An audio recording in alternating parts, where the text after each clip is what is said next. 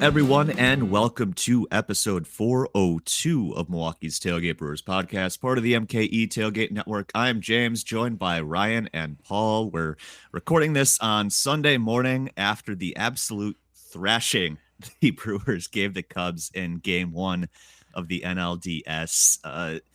We'll talk more about if it's exciting or relieving to have that big of a win in Game 1, get that out of the way. But first of all, how have we all been doing? Paul, are you out of concussion protocol yet? Yeah. I'm down to just a cut now. Just concussion seems to have subsided. Just a flesh wound. A flesh wound.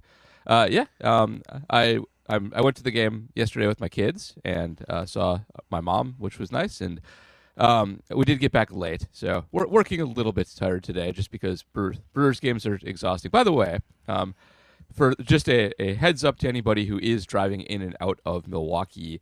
Over the next few days, they had 41/45, the 894 bypass shut down completely last night.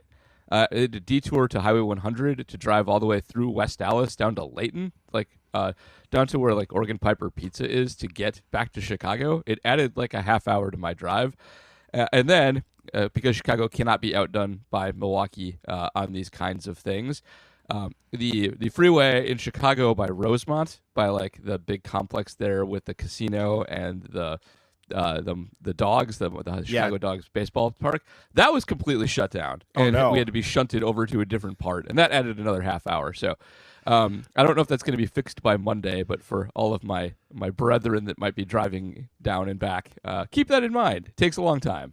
Did you get shunted off onto Tui Road? I'm pretty sure we were on Tui for a good chunk of that, yes. Yeah. I feel like I've spent half my life on Tui Road or Boulevard, whatever the hell that is. Yep. Going to and from shows and whatever, especially when you're going to something at the Rosemont Horizon. You are always on Tui. Yeah, the traffic around here was just absolutely nuts, and it's complicated this morning in Milwaukee by the marathon. So okay. Yeah, so we have that kind of coming through our neighborhood in Bayview over here. So that is that's part of the other thing that we're dealing with in these parts. But yeah, we took the shuttle. I was with Steve and my friend Jay. We went to Potawatomi before the game yesterday morning, and then shuttled in from there. And that actually worked out really, really well. We hadn't taken the Potawatomi shuttle ever before. We've done, many, I feel like all of the other shuttles. I feel like I've been on just about all of them at this point. But that was nice, and we got to avoid most of the issues. Our driver was awesome. She got us through the traffic, and actually we had a Cubs fan woman on our bus jump out of the bus and stand in front of traffic so that we could get turned around and get out of there as quick as we possibly could. And wow. that was pretty great. So she got a big round of applause. She's like, yeah, you're welcome, Brewers fans. So yeah, when she got back to the bus. So yeah, that was pretty good. So I had to drive, obviously. I think I got literally the fifth last parking spot in the entire parking complex. I was in Euchre 5, and I parked 5 spots away from the entrance, and then somebody parked next to me, and somebody parked next to me, and then there were no more parking spots. So it was I got lucky, I think, because I don't know what happens after that. And I prepaid for parking, so that seems like something that shouldn't really happen. But I think a bunch of people couldn't park. That's wild. Yep.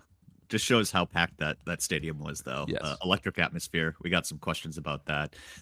Let's just jump right in.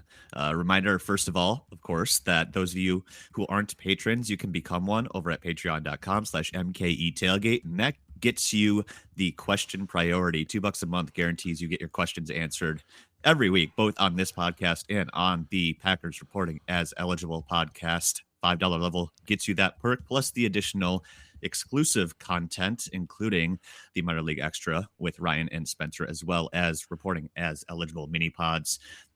Real quick, Paul, Packers bye week, probably a good week for them to have a bye week between us focusing on the Brewers and just the way things played out at the end of the Dallas game. Yeah. You guys did an extensive episode on the debacle in Dallas. We did. And we'll probably have something, but it will probably be later because I think I'm going to the Monday Brewers game as well, which is when we would normally record. and I've got stuff on Sunday and Tuesday, so we'll see what happens. But if we have an episode, it'll be short and late. So keep an eye out for whatever that is. Good times for that to come along too, and less said about the other football team in the state, the better. So we'll just move on. Let's start with that game 1 thrashing the Brewers put on the Cubs right away. I know things were tense really early when Michael Busch led off the game with a home run off of Freddie, and I know I was kind of bracing myself for another pitching debacle, not a debacle, but another just a disappointing start from a Brewers frontline starter in the playoffs. I feel like we've gotten used to that a little bit, and that leadoff home run really brought back some of that PTSD for that. But Freddie rebounded nicely, and then, of course, in the bottom of the first inning, the Brewers just put on an offensive display, just 3 doubles right away off Matthew Boyd to start the game, quickly got that lead back, batted around in the first inning, chased Boyd after only 2 outs, and came back in the second inning, batted around again, 3 runs off Mike Soroka, before old friend and 2025 Brewers MVP Aaron Savale kind of stabilized things for the Cubs, gave them some much needed innings, because otherwise their pitching situation was looking almost disastrous right out the gate there. We'll talk a little bit more about that decision, but I guess let's just start with what stood out to you guys the most about the offensive explosion. Obviously, you two were in the park. I was watching on TV. I know on the broadcast they were kind of amazed at how aggressive the Brewers were out of the gates, because everything leading up to the series, and Craig Counsell even told them leading up that, they expect the Brewers to really work the count. They never swing, that kind of thing. So obviously it looked like Boyd was going to try to be aggressive early and get ahead in the count. And instead the Brewers just came out swinging immediately, Paul.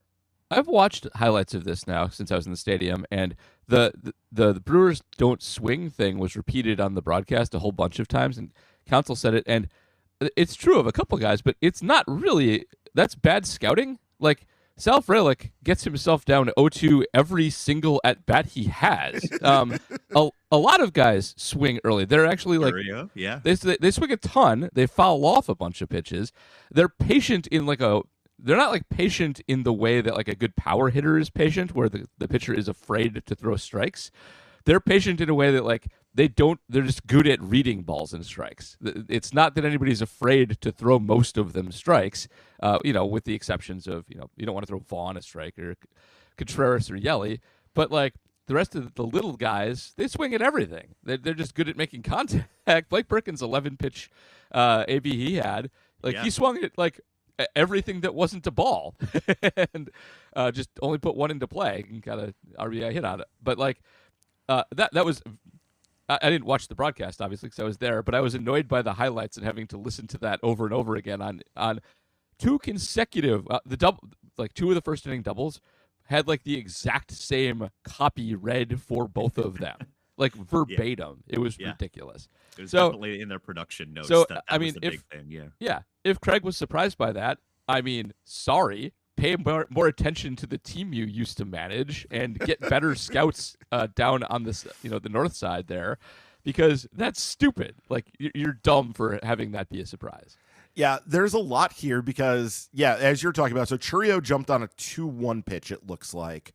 But both Terang and Contreras were first pitch swinging. If this is right, the way I'm reading this, it looks like both were first pitch. So they just jumped on it right away here.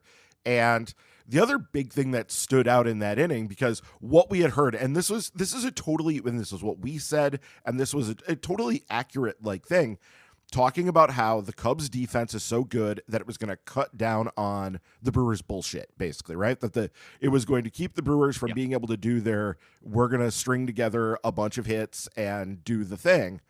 So it was unbelievably wonderful in that first inning when Sal Frelick reaches on the error by Nico Horner. Was absolutely perfect. Nico Horner is legitimately one of the best defensive second basemen in baseball, probably right up there, if not better this year than Terang was, because Terang had a bit of a down year this year defensively compared to what he was last year when he won the Platinum Glove, deservedly so. But Horner is also great, like legitimately, and another guy who, like, in a different situation could just be playing shortstop in the big leagues, but is playing second base because of, Dansby Swanson, also very good. Right, exactly. And the fact that he came out and made that error and turned, what was shaping up to be, because at that point there were only the 2 runs in, and so you're looking at like not a big inning at that point. That would have been 2 outs, and it kind of probably would have been about it. But that opens up the door to the actual big inning, and so that was huge and was a very big deal. And also, like, to kind of think about how this big advantage that the Cubs supposedly have in terms of the home runs. The Brewers did all this without a home run, but as we did talk about, like, they started off the game with 3 straight doubles. The Brewers were hitting the ball hard. These were not. We're not talking about poorly hit baseballs here. They were smacking the ball around the park. They just weren't getting them out of the park. And we'll talk more about the Cubs offense in a bit, because they did hit 3 home runs in that game, but they were all solo shots. And if you give up solo shots, you're only going to get hurt so bad. It's only going to, that's only going to end up accumulating so much damage. So that part of it ended up working out pretty great. But I think it goes to show, and 100%, everybody, we did it. Everybody was doing it. Everybody was talking about how, the Cubs defense is a bad matchup for the Brewers, but they're not perfect. No defense is. They're still potentially going to have mistakes there. And when they happen at the wrong time, or in the Brewers case, I guess you'd say the right time for this to happen, it can snowball on you and really turn, what would have been a nice inning for the Brewers into, the beginnings of a blowout. I'm interested to see how this continues going through the series, because obviously, it feels like game 1, at least they ambushed the Cubs a little bit. It'll be interesting to see, first of all, who the Cubs throw, because their pitching situation, thanks to the 3 games against the Padres, came in a little bit shaky, and they did go with Matthew Boyd on 3 days rest and burn him in game 1 right away, which I guess conceivably he only threw 30 pitches. So maybe you could bring him back for a game 2 or 3. I would like to see that, because as Matt Trueblood and others noted, the Brewers actually a really bad matchup for Matthew Boyd in the way he pitches. And they actually kind of started his second half swoon there, but just going forward, I'm kind of interested to see, if the Cubs pitching approach changes at all, and what they can do to, maybe counter the barrage of bullshit that the Brewers can put together, and go from there. But let's move over to the pitching side, because Freddie Peralta turned in one of his better playoff starts in his career, and actually probably one of the better Brewers postseason outings of all time, tied the all-time strikeout record for a playoff game with 9. Couldn't quite get through the 6th inning. He went 5 2/3 before Murph pulled him. He only allowed the 2 runs, both on solo shots, as mentioned. Talked about the Busch home run in the first. Ian Happ also got him with 2 outs in the 6th as he was trying to get through that inning. Overall, though, he only allowed 4 hits and 3 walks. Did strike out the 9, as mentioned. I guess, Paul, let's start with you. How impressive was Freddie to you? Or do you think this was more him just being able to settle down and because of the big lead right away? I mentioned I was a little worried about, faltering early and then going down that road of another Brewers frontline starter, getting hit early and then kind of faltering, but he did settle in nicely. Yeah, there was a lot to worry about with Freddie, like playoff pressure, giving up a home run immediately.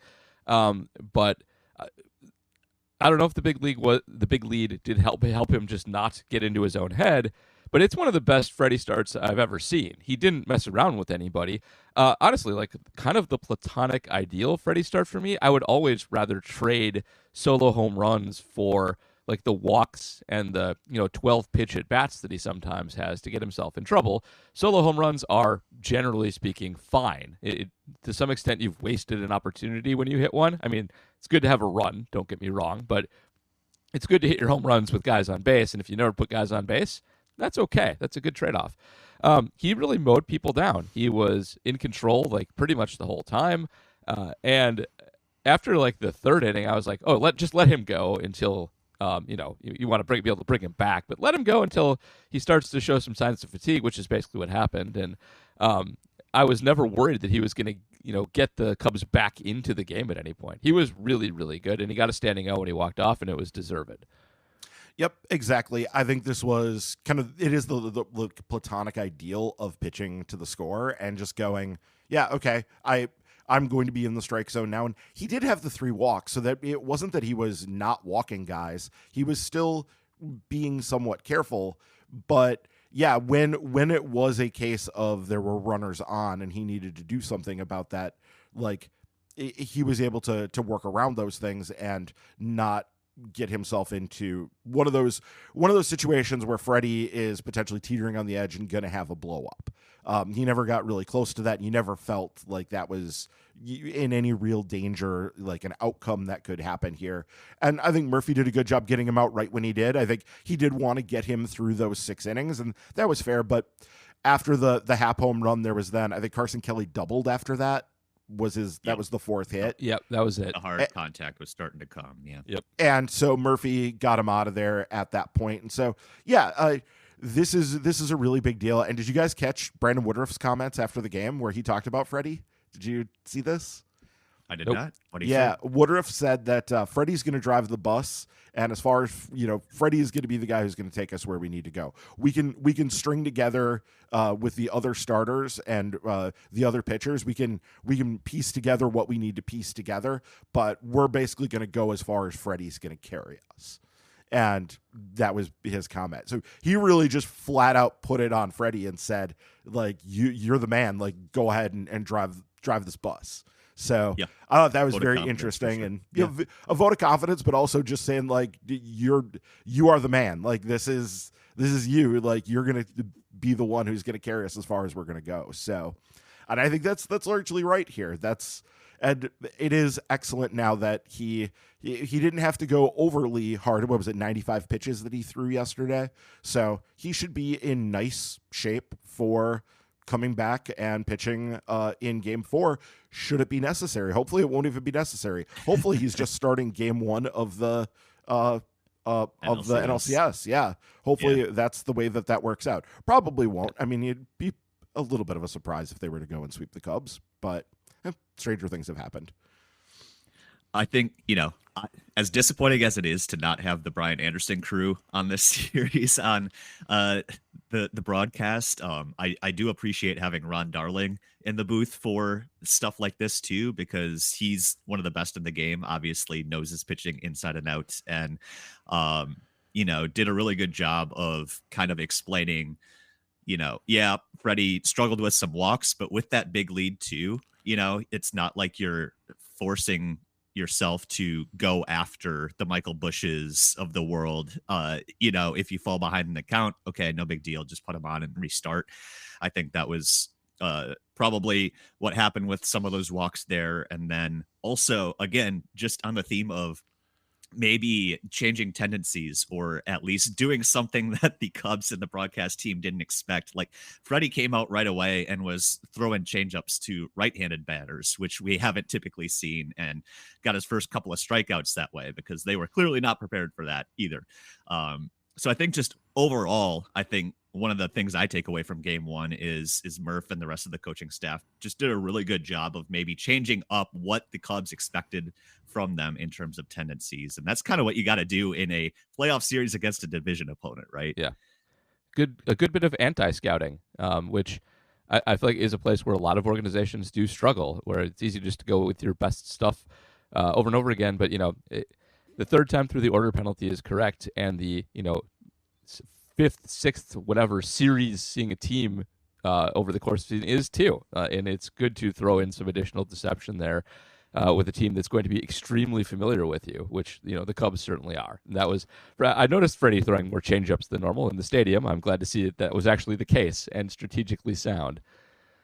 Yeah, before we go on to talking about the bullpen, I did want to mention this Cubs home run thing because it's been one of the big narratives. The Cubs hit so many more home runs than the Brewers.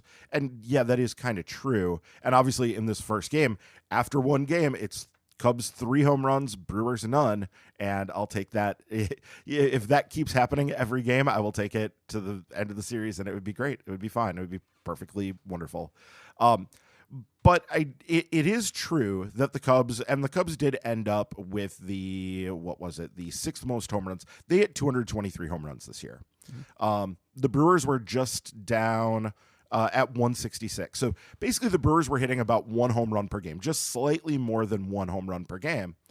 And the Cubs, it ends up working out to they're hitting about 1.37 home runs per game. So what this amounts to is basically the Cubs are hitting an extra home run as compared to the Brewers every 3 games, right? Sure. So it ends up being like an extra home run every 3 games. And that is not nothing. That's actually, quite a big deal. But it's also, it kind of goes to show in this context that we're looking at here for what the Brewers are and what it means to the series.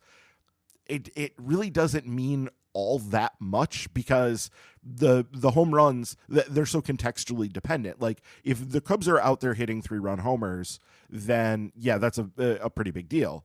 When they're doing it like this, when they're hitting the solo home runs, it isn't such a big deal, and you can easily get by it as long as your offense is also finding a way to produce, which the Brewers offense did find a way to produce in this game. And we already talked how big a role that Nico Horner error played in opening up that big inning that the Brewers had in the first.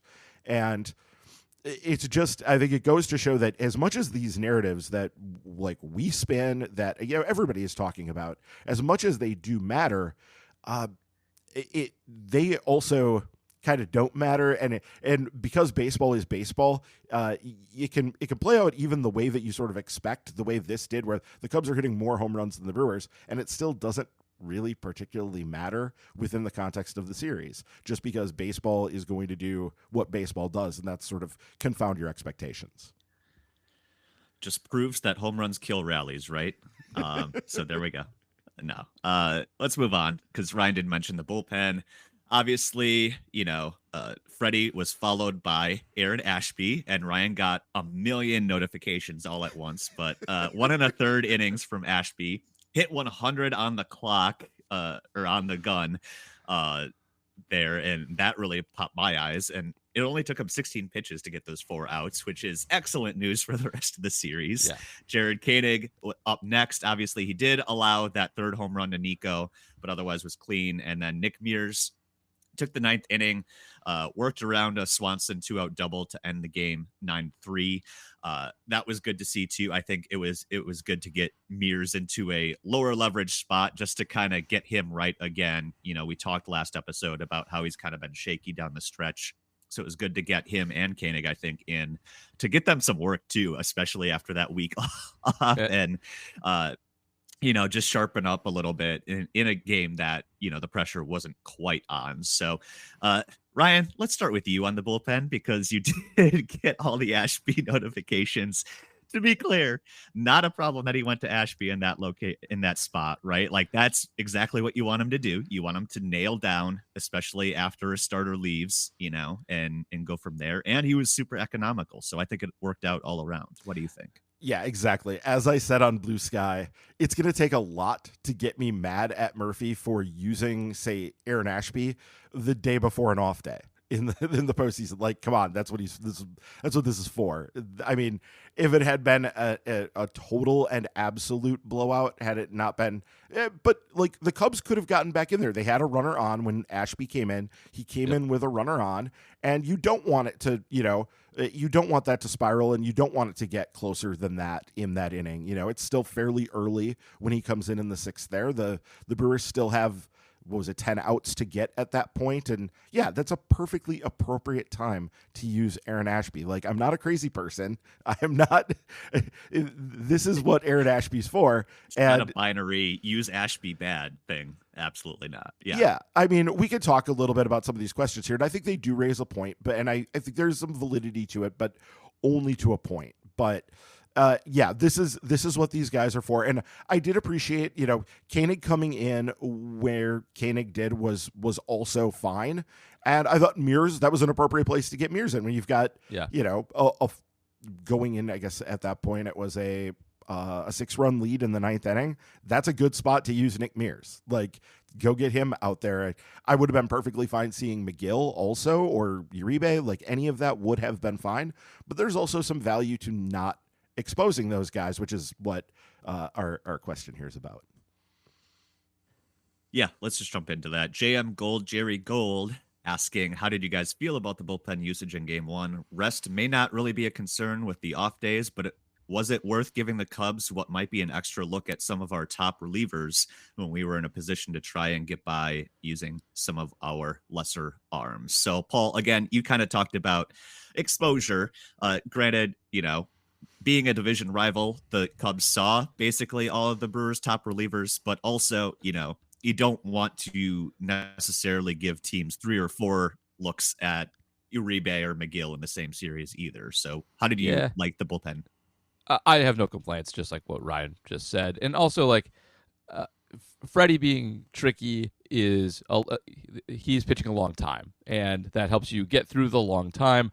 When you go against most of our bullpen, you're just going to go out there and see, 98 plus gas from almost everybody.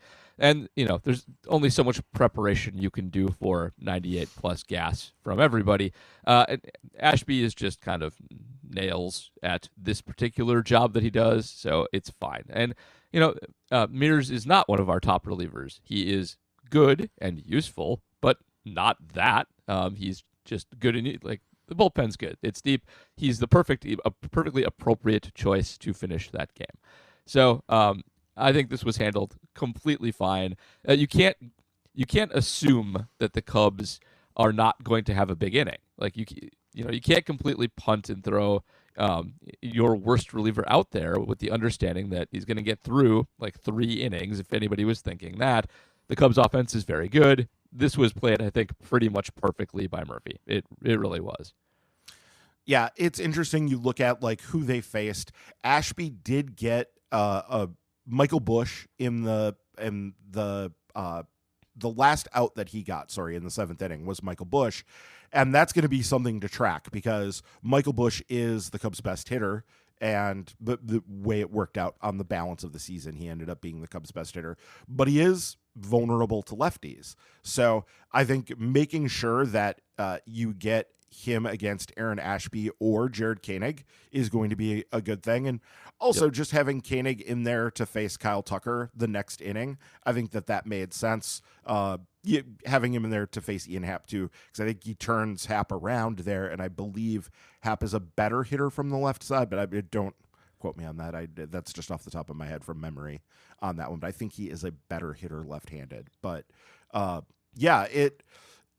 everything was fine here. It's a real thing. People have now demonstrated it over time that the more times in a series like this that a batter sees the same, especially relief pitcher, the more advantage they start to gain from that. Like they're going to gain from that. But this is a 5-game series also, and it's not like there's a huge amount of secrets because this is a division matchup like this. There's not like there's a huge amount of secrets. These guys have all seen Ashby. They've seen Koenig. They're not. This is not a mystery box to them. You're not going to be pulling the wool over their eyes. It's going to be more a matter of, you're just is their stuff good enough to get out those batters more so than you're like trying to pull some sort of trick on them. So yeah, it's perfectly fine. Moving on, we've got Jeremy Moen asking, well, that game 1 certainly settled my nerves early. I was going into this week not mentally prepared for a series with the Cubs. Same, very much same. Anything about a game like this that can be concerning? Cubs getting hacks against the Penn guys? It's probably fine, right? Fly the L. So I guess, Paul, coming out of game one, anything, you see that could be, something that maybe snowballs or something that the Cubs didn't capitalize on in game one that they might in the following games of the series? So I do think the Cubs were a little bit unlucky with their home runs not lining up with men on base. That is, partially that is just good pitching and good situational awareness on a few pitching changes. But in over the randomness of baseball, those solo home runs in other games will be 2 and 3 run homers occasionally, and that's going to be something they need to watch out for. But if you keep people off the base paths, that prevents that from happening. And they did play a bad defensive game. It happens, of course. It happens to everybody. But the Brewers probably can't count on an error by Nico Collins again. And Durbin also hit a stoinker that I think that was probably like a 3% hit off the bat kind of hit. Yeah. And again, those things happen, but they were big plays. And so I think if you normalize luck across the board here, the Cubs were probably a lot closer to the Brewers than the blowout score that we saw.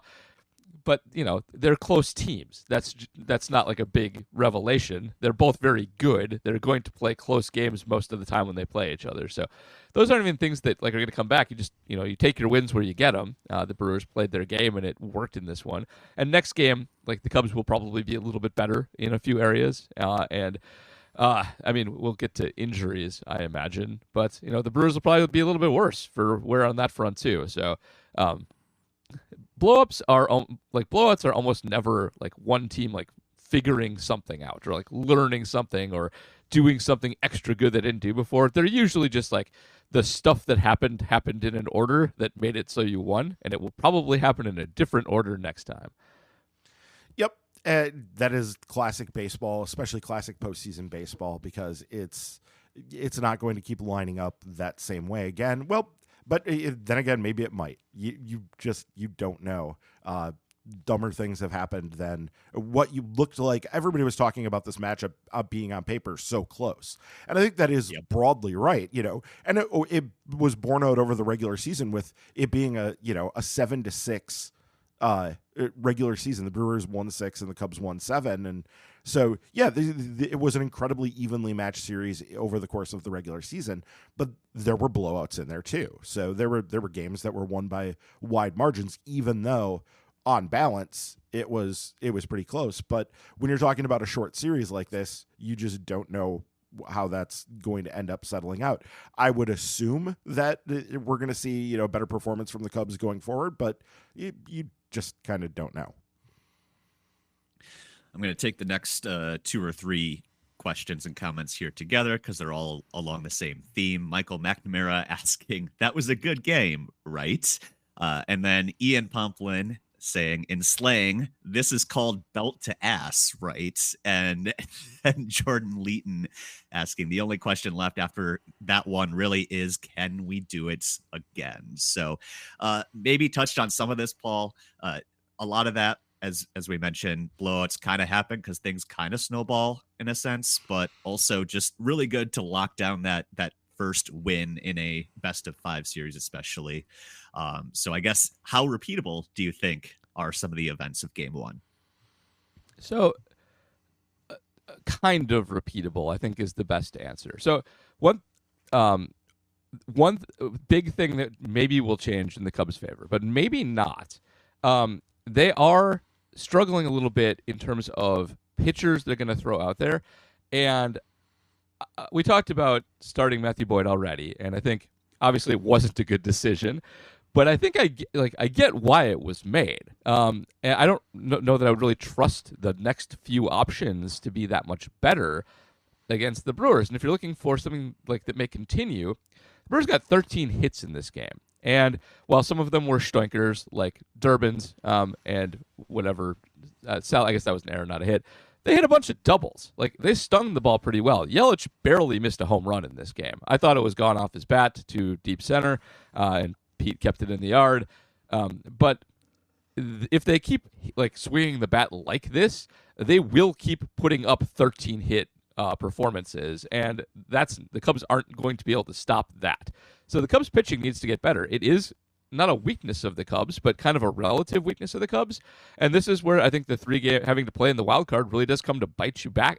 Bite you. Like, they are still recovering. Everybody has an off day now, but they've been really stretched. And now their best pitcher is, well, maybe he is available, but that's not even the best thing. But the thing if I'm going to make like a pessimistic prediction of a thing to happen to the Brewers, it's Colin Ray coming in and getting a bunch of garbage against them.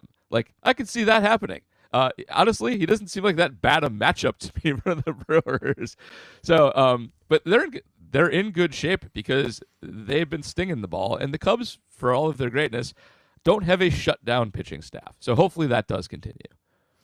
Yeah, I think that is all absolutely true. The Boyd thing is interesting because it turned what should have been a relative strength of theirs, though, as one of you, I can't remember which one of you pointed out, but there is a matchup thing there where Boyd isn't a great matchup for, was it True Blood that said that? It was True Blood, yeah. Yeah, okay. So Boyd isn't a great matchup for the Brewers from the Cubs' perspective, but I think he had pitched well against the Brewers this year. There had been good games.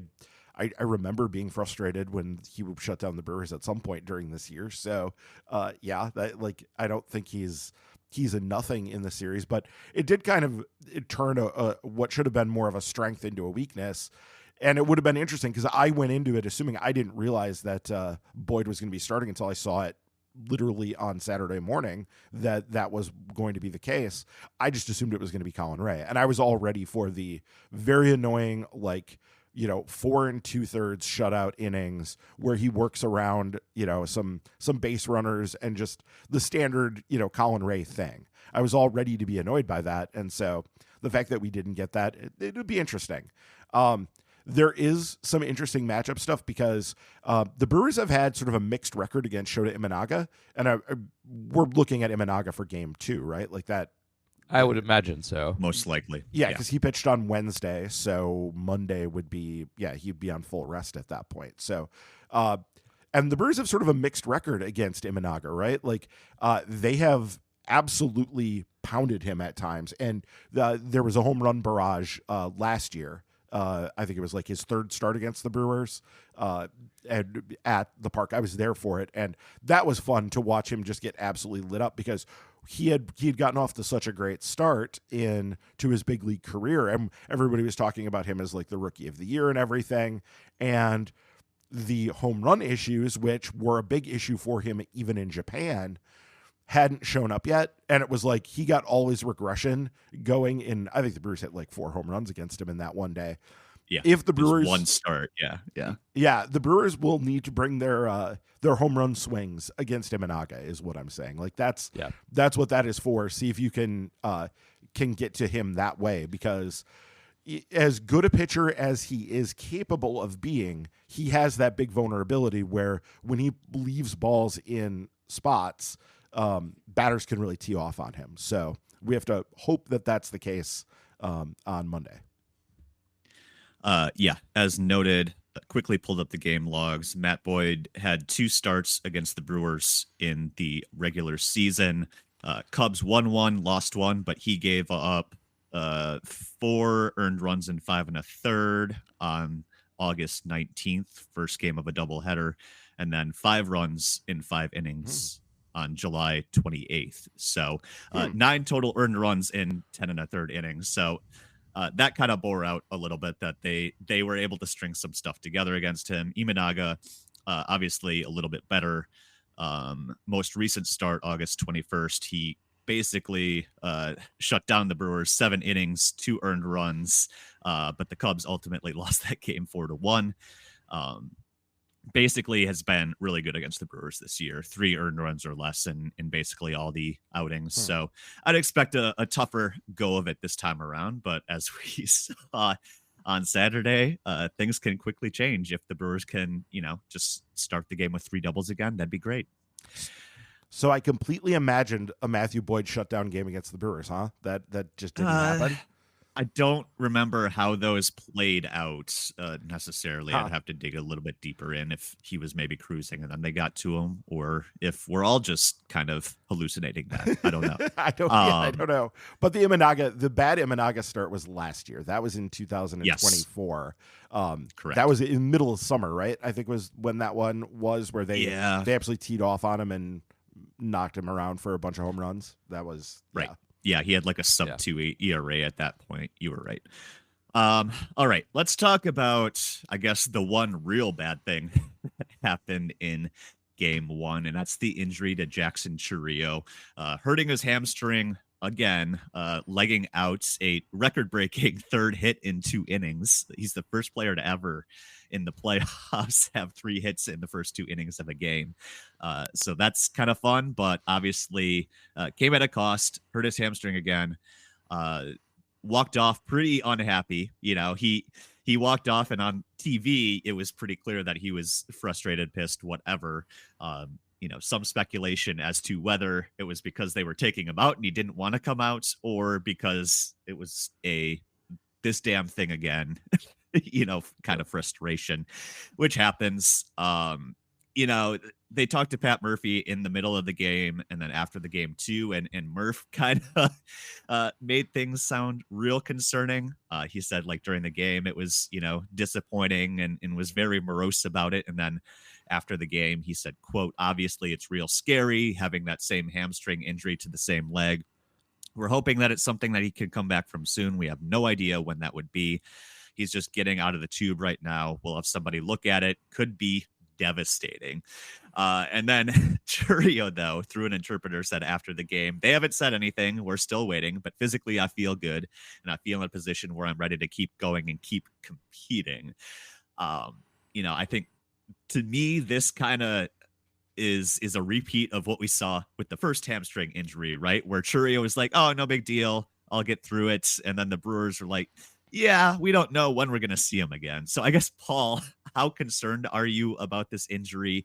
Do we see him again in the playoffs? I doubt it. Yeah. I remember.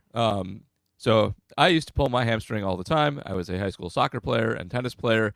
And when I was a young person, I could usually force myself to still move despite having a pulled hamstring. And often, I think the kind where I maybe should have gone to the doctor. Jackson is 21. I bet he still thinks he can kind of power through almost anything that goes wrong with him, because kids, to some extent, can do that, not even when it's not a good idea. Now, being old, when you pull your hamstring, you can barely move, and so very much different. But the MRI will tell the truth on this, and you can't actually play at a high level when parts of your body are not actually functioning properly, even if you feel like you can still move. So I suspect, he's had it already. It's probably a re-injury of that. And so I'll be shocked if it's anything other than he's done for this season. Yeah, hopefully it's not going that way, but it does feel like it is kind of heading that way. And there's some things to consider here. Chourio is, one, a young guy, so you need to protect him from himself and for the future. And you need to have the long-term outlook here and not just try to push through and do something stupid.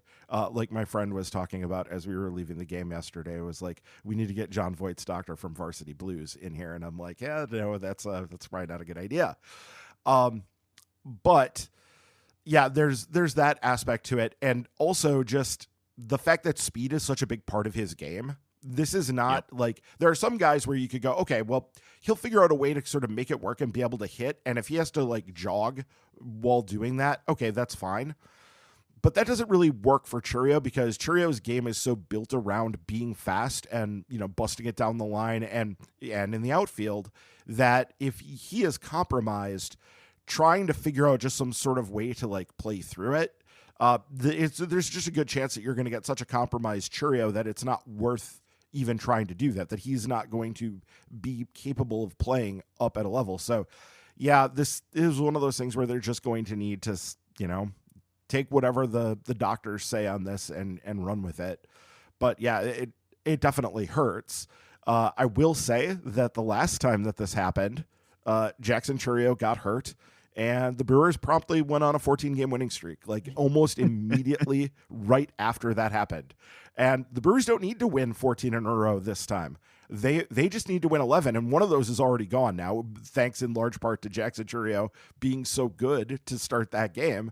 One of those is already down, so they need to win 10 more, and they don't need to do it in a row. They can have some losses sprinkled in there. So no, let's do it in a row. Yeah, I would prefer it, but yeah, I'll take it however it happens. If they get those 10 more wins from here on out, they can kind of do whatever they want to with the other games. It's I won't complain too much if they get to those 10 more wins. So yeah, they can. The point being, they can do this without Chourio. It's not ideal. It hurts a lot, and it hurts their upside and what the offense is capable of.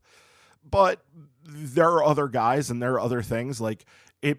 We've been in a bad run here because like presumably this is going to open up some playing time for Isaac Collins and potentially a roster spot for Rhys Hoskins, right? Like that's potentially what we're looking at here. And yeah, like it's not a lot of playing time for Rhys Hoskins, I wouldn't imagine. Like he's not a 1-for-1 replacement for Jackson Chourio in terms of where he plays on the diamond.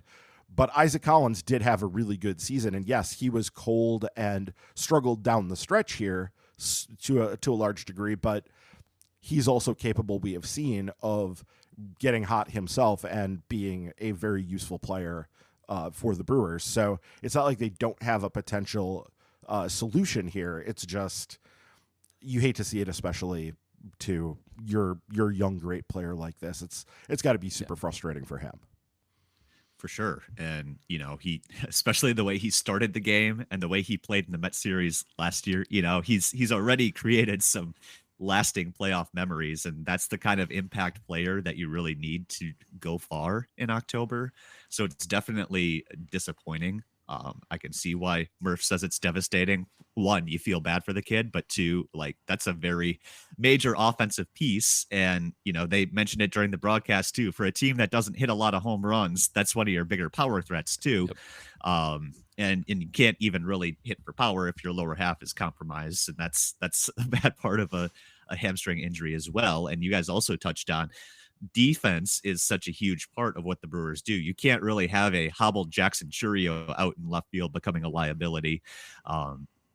They already had eyes on defense when they and running and speed when they added Brandon Lockridge to the postseason roster and left Rhys Hoskins off. So let's, I guess, touch on the NLDS roster decisions for a second too, because we haven't talked about that. Obviously, Hoskins left off initially. We'll see if he's the injury replacement for Chourio or not. But Paul, also, we saw, maybe no surprise, we knew that Woodruff was not going to be ready for the series, if at all. DL Hall also off the roster, but also Tobias Myers, which I think was interesting to me because they had started to indicate that beyond Freddie, they're maybe just going the 27 outs getting approach. And I feel like you need a long man like Tobias if you're going to do that, but also maybe Murphy doesn't trust him in a postseason series. I know you're a Myers guy to some extent. What did you think about that?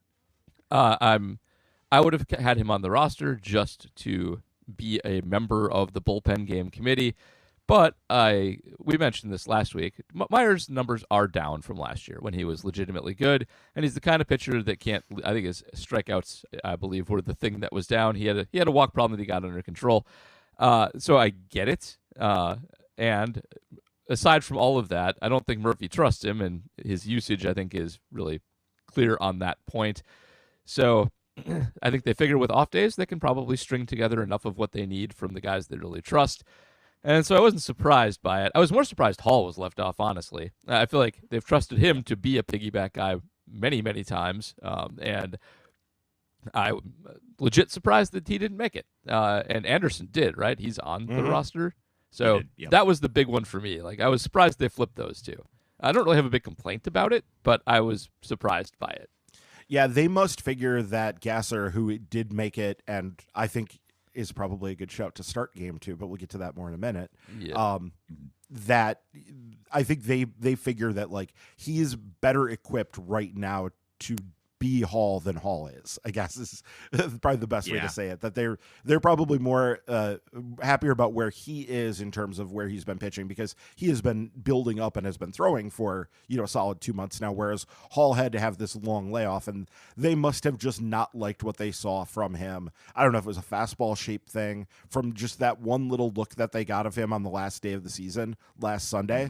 But yeah, that one's hard to guess. I do think that Tobias Myers is a very good shout to end up back on the roster for the NLCS should they make it that far, because in the division series, like we've been talking about, you can get through this series because of all the off days, like the fact that there's even an extra off day in there, today.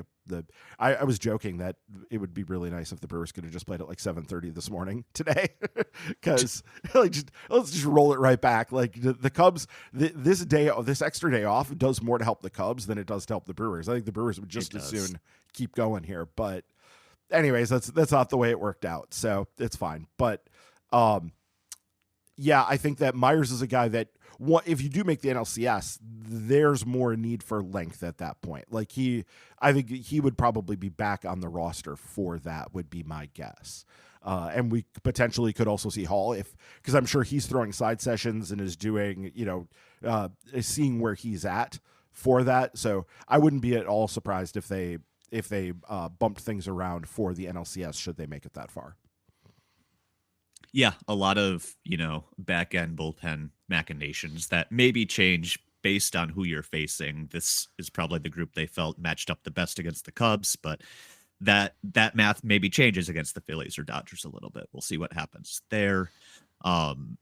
Any surprises on your end of Hoskins not making the initial roster, even as like a Jesse Winker pinch hitter? You're both shaking your heads, Paul. Why not? No, he hasn't been good since coming back, and we've seen Rhys Hoskins have trouble getting back to normal after injuries in the past, and he doesn't bring anything else to the table. This isn't a case where like you're Joey Ortiz with an elite defensive floor to boost your value and also speed to maybe steal a base or two.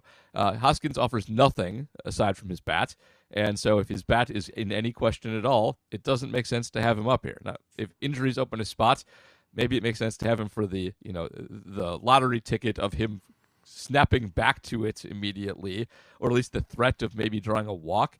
But you don't want him out there playing first, and you don't want a guy who can't hit even taking up a spot. So I was not surprised by that, given how things went for him down the stretch. Yeah, and it's not like this opens up some big opportunity for Hoskins, because like I said, there's not an alignment in terms of what they play and how they go here. So I guess it could mean we start seeing more Bowers in the outfield, but I don't think anybody's real excited about that possibility. Nope. And even so, you're still not going to be benching Andrew Vaughn at first base, and you still have Yelich at the DH spot. So it's not like there's some grand opening here for him in terms of playing time, but he could end up on the roster if they do end up having to take Shuri off of it, which seems likely, but we'll have to wait and see. All right, moving on to other Patreon questions. Looking ahead to the rest of this NLDS series against the Cubs, Michael Parr asking, Gasser opener for Priester on Monday, or do you play it straight up? We kind of alluded to this. The Priester, after a lefty opener thing, worked exceptionally well for the Brewers earlier in the year. DL Hall, the main one there. But also, Paul, just looking at how the Cubs typically stack their lineup with Bush and Tucker and PCA all in the top 3 or 4 or 5 batters there, I think that makes some sense to start with a lefty, right? Yes, it does. And I think first they had PCA 7th last night, by the way. So I think all from Grace. Yeah, the nerds have gotten into them a little bit on his bat, which is what should have happened earlier. But it still makes a lot of sense, because the one big thing it does for you, the opener is honestly a pretty good idea, generally speaking, because you can only pick one platoon advantage, and if you pick the long one, you're still costing yourself like a quarter of the baseball game with a bad matchup to get through in some instances. Like, so yeah, the Brewers should do it. I almost don't want to call it a gimmick. It's just like a good strategy for any set of pitchers that have larger than normal but not disastrous platoon splits. And so, yeah, I think that is what they'll do, and I think that it is a good idea against this team in particular. Yeah, Bush leading off and being the hitter that he is, where there's a very big platoon split in terms of what he does against lefties and righties, this really does set up. You have Gasser go out there and pitch the first inning. You clear, at least you're clearing Bush and you're clearing Kyle Tucker, who is hitting third. Yep. So you clear those two guys, and now you bring in Priester, hopefully for the second inning. Hopefully it goes 1, 2, 3, no muss, no fuss, and you're just looking at starting the second clean for Priester, and that's fine. He can do kind of almost a normal warm-up routine, just delay it by a little bit to do that. I think that one thing I do want to see is not going to Priester immediately if something has gone wrong with like what's going on with Gasser. I want to see another reliever come in at that point and still let Priester start an inning fresh, even like not coming in the middle with like runners on and something like that. Don't mess around with that. There's no reason to mess around with something like that. This series set you up to not even have to worry about doing it that way. So just let Priester start an inning clean. But it really does work out, because if you are able to clear those guys and say you do just go through those first three, Priester comes in and now faces the middle and bottom of the Cubs order. He faces those guys once and then can go all the way through the Cubs order again. And now you're probably into, hopefully you're looking at like the fourth, fifth inning, and having before he would see Michael Bush and Kyle Tucker a second time. And at that point, you can say, okay, now we're ready to go to the bullpen, and we're not going to mess around with this.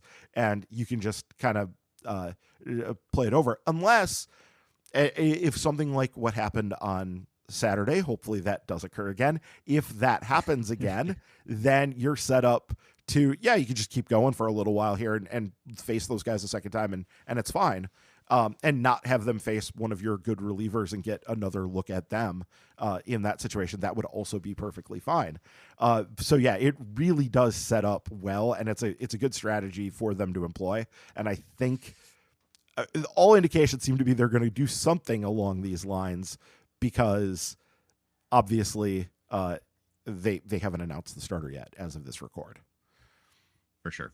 Part of that might just be gamesmanship to counter the gamesmanship of the Cubs too, because Craig's not going to announce, Shota until like Monday morning, probably.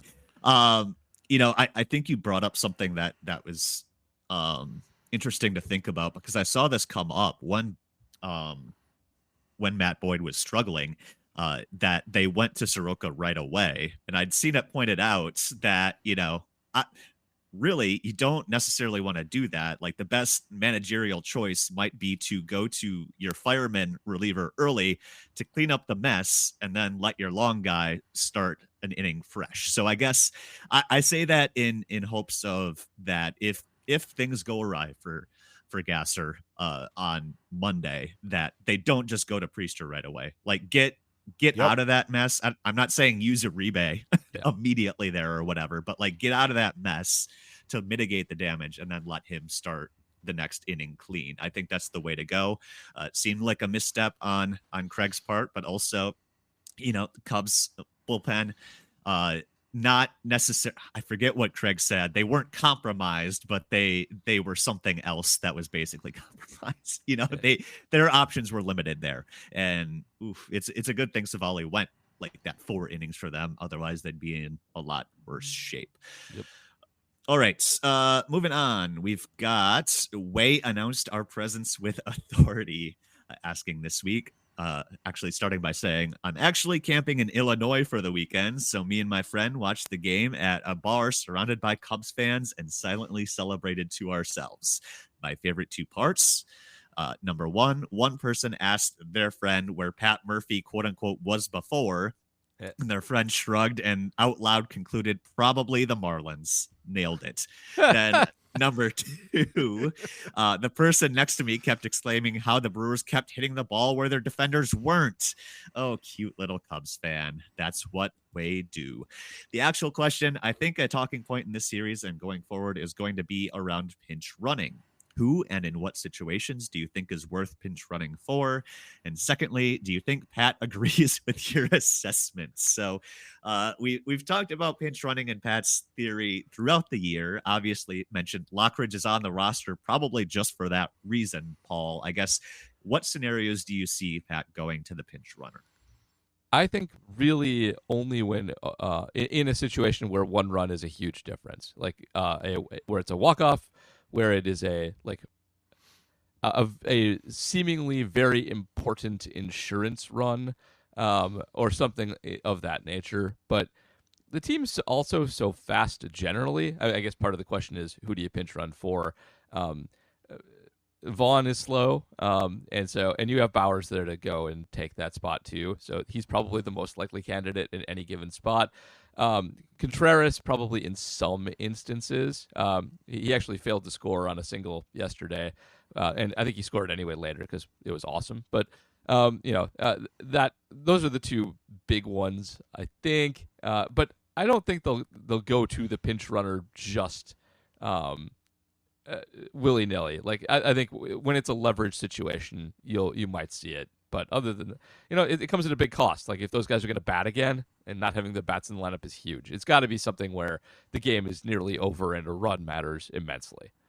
Yeah, it doesn't really make a lot of sense for it to be like the bottom of the order, because looking at how they lined up yesterday, Frelick, Durbin, Perkins, Ortiz, those aren't guys you pinch run for. So right.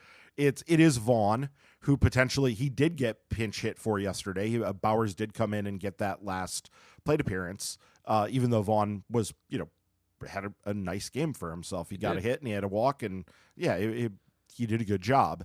But he would be a guy you would pinch hit for. And then Isaac Collins might be a guy that you would, but he doesn't need a pinch runner really. Like Isaac Collins is, I guess Lockridge is an improvement in terms of running over that. And they did bring Lockridge in to finish off the game because Collins got 2 plate appearances. And then once it was pretty clear he was done hitting for the day, that's when they went to Lockridge. So I guess that part of things too, as Lockridge will stay in the game then and play defense somewhere because he is such a good outfield defender. Yeah. Collins is not slow, but he's not fast either. So right. Maybe. Exactly. He's like Joey Ortiz. Yeah. And the other guy that you would potentially pinch run for, the other slow guy on the team in the starting lineup, is William Contreras, but they're probably not going to do that because it's William Contreras. So I wouldn't expect to see it too much. I mean, that's where you would need to have a situation where it was like he is literally the winning run and the potential to like walk it off sort of situation. Right. That's when you would bring Contreras in. And then, yeah, that's fine. Like if you don't get that, then Danny Jansen goes out and catches. And Danny Jansen ended the season on a nice little power binge, hit a couple home runs late. So that was good to see. It was nice, even if it was a little belated on that one. But William Contreras isn't coming out of the game unless it's really a chance to win. Right. Yep. Literally have to cut his hand off, as we've seen. All right. Ryan Ziegler asking, a high energy game to open always feels good. Does Council's history with the Brewers in the postseason give you any confidence going forward that he might just not be capable of managing in October? Does Council's shit not work in the playoffs, Paul? No. And the Cubs also, like, you still have to manage and do your pitching correctly, which they debatably did not do in game 1. But it was a game of calculated risks that didn't work out, and sometimes calculated risks that don't work out. But the Cubs are also a little bit manager-proof because their offense is good, and they can do a lot of things that are good that you can't really stop by managing around it, that just have to be on that day and execute properly. So this is not the Cubs aren't the Brewers. Like the Brewers are. This Brewers team is better than a lot of the Council Brewer teams that required a lot of front office magic to get into the playoffs in the first place. This is a really good Brewers team. The Cubs are not those Brewers teams. This Cubs team is loaded. They're very good. They've got a whole bunch of like 3+ WAR guys in the lineup. A corn cob could manage this Cubs team into the playoffs. So this has nothing to do with Council stuff not working in the playoffs. It's just two good teams playing each other, and there's only so much you can execute on to make that happen. Yeah, this really isn't, because you can't even say that, like, that decision to start Boyd yesterday, that wasn't just made by Craig Counsell. That was exactly. that was made by the front office. That was made by the pitching coach, like by Tommy Hotovy. That's made by everybody is in on that one. So, like, even there, like, where you could say, like, Craig may have screwed up in bringing Boyd back on short rest to try to get away with one there because he only threw what was like 57 pitches in the in game one. So he had a relatively short outing there. That's probably all not on Craig. So yes, this is not a case of Craig Counsell shit not working in the playoffs. That's not what's going on here. He's a good manager, but hopefully it doesn't work. Like, hopefully it just, you could push the right buttons and have it blow up in your face. And hopefully that continues to happen for him, because I don't see him making a bunch of catastrophically stupid decisions either and giving the Brewers like a big advantage in terms of tactics here. Though I will say, and I mentioned this on Blue Sky, I think on Friday night, talking about the idea that I don't think that Pat Murphy, I obviously have my issues with Pat Murphy, and they're well cataloged on here throughout the course of the season. But most of those issues do not center around his in-game tactically managing stuff. Yeah, the bunting gets to be a little obnoxious at times, and it's a bit too much. And but mostly, like, my problems with Pat Murphy are playing hyper aggressive to win every game. Well, that's not a problem in the playoffs because that's the whole damn point. You play in the playoffs. You are managing to win the games every single day, and so except in some extreme circumstances where, like, you're way behind and throwing your best relievers would just be silly. I'm not really worried about that sort of situation. So whatever, it's probably going to be fine. But I still think Craig Counsell, like, tactically, I'm much more aligned with how Counsell does stuff in general. We just have to hope that it doesn't work. Sure. It's a bit of a regular season versus postseason philosophy thing. And, we all have our gripes with the way that Murph handles a regular season. But once you get into the playoffs, you kind of want a guy who's had a ton of experience being a college coach and managing tournament style baseball, which is not regular season baseball. It makes me feel a little bit better about that. All right, last question this week before we wrap things up. Baseball needs more chest lettuce. Asking, nothing cynical for me to say about that one, so I'll ask, did it sound as pro-Brewers crowd on TV as it felt in the stadium? Has the front office finally found a way to keep Cubs fans at home? Well, if they can keep shutting down the freeways that cross the border, maybe that helps too. But, you guys were both in the stadium, so I'll just share on the broadcast. Yes, it was very pro Brewers. They even commented that, we know that typically in the regular season, this place is invaded by Cubs fans. And, the Brewers are now they're organizing train trips down to Chicago for game 3, which is fun to see too, to kind of counter that. So I guess, Paul, do you think any strategies they had to keep your fellow Illinois brethren out of the stadium may have worked, or is it just excitement around the Brewers? People kept their tickets. I'll tell you what the big one is. It said that it was at 1:00.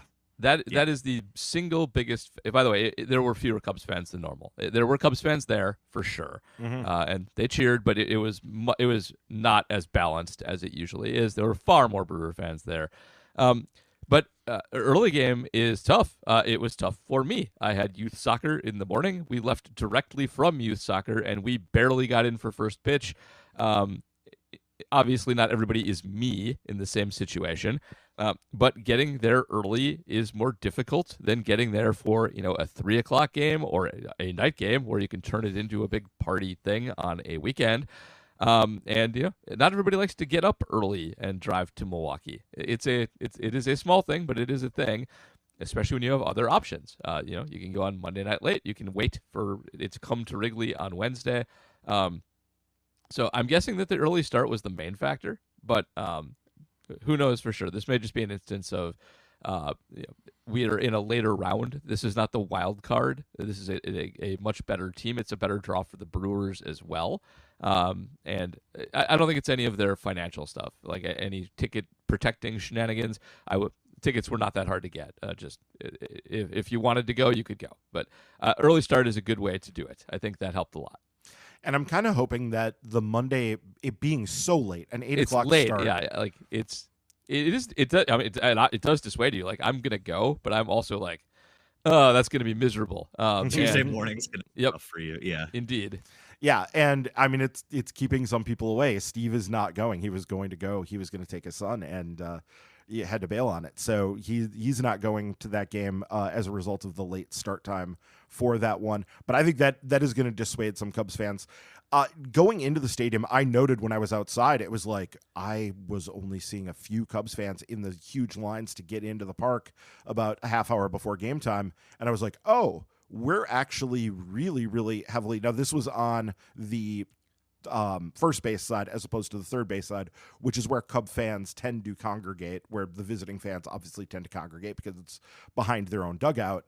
But then when we were in our seats, yeah, you looked around and it was not. I've been to dozens of Brewers Cubs games at that park, and this was as pro Brewer heavy crowd as it was, to the point where when Bush hit that home run, I was actually surprised how much noise the Cub fans that were there did make. I was like, oh, there's actually more of them here than it looks like to my eyes looking around. But then, I mean, obviously throughout the game, most of them stuck around, but I mean, by like the seventh inning, the Cubs fans that were in our section were no longer there. They were nowhere to be found at that point by the late innings of the game. So hopefully, Also worth noting, on the third base side, it was 1 billion degrees, so that also probably didn't help them. Also, day game on the third base side. Yeah. Not fun. Yep. Yeah, you were just you were closer than I realized. You were just a few sections down from us, I think. Yeah. We got the blessed roof. By the time it got to about the third inning, the sun had We were dipped never below even the close roof. to the roof, man. Never Yeah. close. We got Spoiling out lucky there. on that Yeah. one. Yeah, so that was nice. But all in all, can't complain too much about such a really nice day for a playoff game.